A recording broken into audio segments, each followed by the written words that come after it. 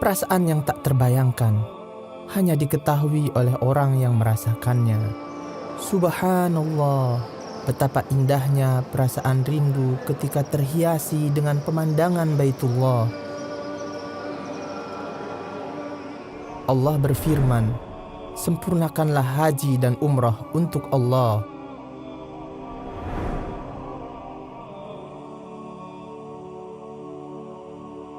Disunnahkan bagi orang yang ingin menunaikan umrah, sebelum dia berniat umrah untuk mandi dan bersuci, mencukur bulu ketiak dan bulu kemaluan, memotong kuku, mewangikan badan tanpa mewangikan pakaian ihram. Dengan pakaian putih, bagaikan putihnya lembaran yang bersih dari dosa, orang yang umrah memakai pakaian ihram. Adapun wanita, ia mengenakan pakaian yang patut dengan keagungan Baitullah tanpa menonjolkan perhiasannya. Dimulailah perjalanan yang mulia ini dari miqat. Dalam perjalanan menuju Makkah, setiap orang yang berumrah akan melalui miqat kedatangannya. Lokasi-lokasi miqat adalah Zulhulaifah, Abyar Ali untuk penduduk Madinah, Al-Juhfah, Rabig untuk penduduk Syam, Qarnul Manazil, Sail Kabir untuk penduduk Najd, Yalamlam, As-Sa'diyah untuk penduduk Yaman, Zatu Irqin untuk penduduk Irak. Miqat-miqat ini adalah bagi penduduknya dan siapa saja yang datang melaluinya dari selain penduduknya. Penduduk Mekah berihram untuk umrah dari tanah halal terdekat, yaitu luar perbatasan tanah haram. Disunahkan bagi musafir yang melalui jalan darat untuk melewati miqat. Kemudian dia berniat untuk umrah seraya berkata, labbaik Allahumma umrah. Jika dia khawatir tidak dapat sampai ke tanah haram, dia boleh menetapkan syarat dengan mengatakan, jika ada yang menghalangku, maka tempat tahallulku adalah tempat di mana aku terhalang. Sedangkan orang yang melintas dengan garis sejajar dengan miqat, seperti orang yang musafir melalui udara atau laut, maka wajib berniat ihram di posisi yang sejajar dengan miqat itu, dan dia tidak boleh melintasi miqat tanpa niat ihram. Jika orang yang berumrah sudah berihram, maka ia harus menjauhi hal-hal yang dilarang dalam ihram, yaitu pertama, menggunting atau mencukur rambut atau bulu badan walaupun sedikit. Kedua, memotong kuku. Ketiga, memakai wewangian pada tubuh atau pada pakaian. Keempat, memakai pakaian yang berjahit bagi laki-laki. Kelima, menutup kepala bagi laki-laki. Keenam, bersetubuh atau melakukan hal-hal yang menjadi permulaannya. Ketujuh, membunuh binatang buruan. Kedelapan, memakai sarung tangan, niqab atau cadar bagi wanita. Kesembilan, melakukan akad nikah atau melamar. Dengan penuh hormat, cinta dan pengagungan, seseorang yang umrah masuk ke Baitullah, ia mendahulukan kaki kanan sebagaimana dianjurkan dalam sunnah dengan mengatakan, Ya Allah, sampaikanlah solawat kepada Rasulullah. Aku berlindung kepada Allah yang Maha Agung dengan wajahnya yang mulia dan kekuasaannya yang azali dari godaan setan yang terkutuk. Ya Allah, bukakanlah bagiku pintu-pintu rahmat-Mu. Ketika ia melihat Ka'bah, ia berhenti mengucapkan talbiyah, lalu menuju ke arah Hajar Aswad untuk memulai tawaf di sana. Disunnahkan melakukan iltiba bagi laki-laki, yaitu menjadikan kain atasnya di bawah ketiak kanan dan menyingkap bahu kanannya dan menutup bahu kirinya dengan kainnya tersebut.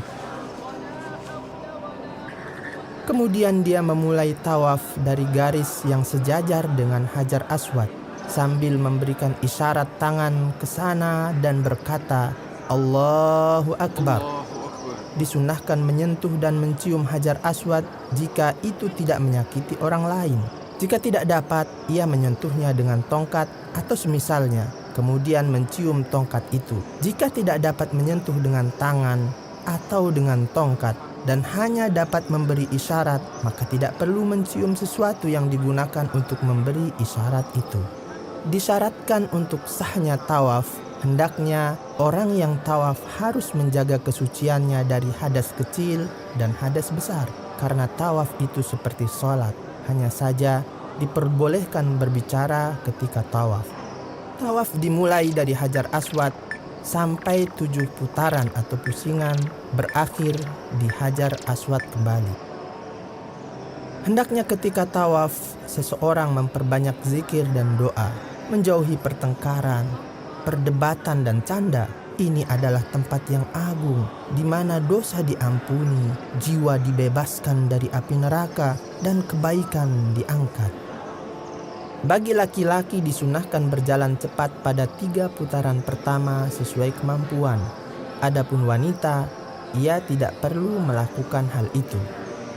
Ketika sejajar dengan rukun Yamani, disunahkan menyentuhnya dengan tangan kanan tanpa menciumnya. Jika sulit untuk menyentuhnya, ditinggalkan saja dan lanjutkan tawaf tanpa memberi isyarat kepadanya dan tanpa mengucap takbir. Disunahkan bagi orang yang berumrah ketika berada di antara rukun Yamani dan Hajar Aswad untuk mengatakan Rabbana atina fid dunya hasanah wa fil akhirati hasanah wa qina adzabannar. Setelah selesai putaran ke-7, dia menutup bahu kanannya dan menuju ke belakang makam Ibrahim, lalu sholat 2 rakaat di sana, jika memungkinkan. Jika tidak memungkinkan, dia dapat sholat di mana saja di Masjidil Haram. Dia membaca surat Al-Kafirun, Qul ya ayyuhal kafirun di rakaat pertama, dan surat Al-Ikhlas, Qul huwallahu ahad di rakaat kedua setelah membaca Al-Fatihah. Setelah selesai, dia pergi ke tempat sa'i. Disunnahkan dalam perjalanannya ke tempat sa'i untuk meminum air Zam-Zam. Kemudian ia naik ke Bukit Sofa seraya berkata, Nabda'u bima bada Allah. Kami mulai dengan apa yang Allah mulai. Seraya membaca firman Allah, Innas Safa wal Marwata min sya'airillah. Sesungguhnya Safa dan Marwa adalah termasuk dalam syiar-syiar Allah.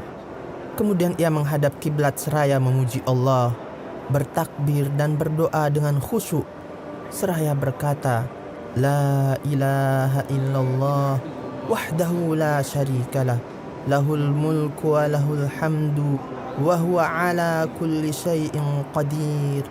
La ilaha illallah wahdah anjaza wa'dah wa nasara 'abdah wa hazamal ahzaba wahdah. Dia mengulangi doa itu 3 kali, lalu dia berdoa di antaranya dengan apa yang ia inginkan. Kemudian ia turun dari sofa menuju Marwa sambil berzikir, berdoa dengan doa yang ia inginkan. Bagi laki-laki disunahkan bergegas di antara 2 tanda lampu hijau. Ketika sampai di Marwa, hendaknya berdoa seperti yang dilakukan di sofa tanpa harus membaca ayat yang dibaca di sana. Sehingga dengan demikian dia terhitung telah menyelesaikan 1 putaran dari 7 putaran. Kemudian ia kembali ke sofa dengan cara yang sama. Setiap kali dia berjalan dari sofa ke Marwa atau dari Marwa ke sofa, itu terhitung 1 putaran. Demikian seterusnya sampai naik ke Bukit Marwa di putaran ke-7. Untuk laki-laki, jika ia ingin tahallul, maka dia mencukur habis kepalanya atau memotong pendek. Adapun wanita, cukup menggunting sedikit rambutnya seukuran ujung jari dari rambutnya. Dengan demikian, seluruh larangan umroh sudah halal baginya. Setelah selesai mencukur atau memendekkan rambut, berarti dia telah menyelesaikan umrohnya. Tidak ada riwayat bahwa Nabi Shallallahu Alaihi Wasallam sholat 2 rakaat setelah umroh. Jamaah umroh, Anda telah tiba dari tempat yang jauh dan dengan kondisi yang lelah, maka ikutilah petunjuk Nabi Shallallahu Alaihi Wasallam dan menghadaplah kepada Allah dengan doa seraya mengharap agar seluruh amalan Anda diterima olehnya.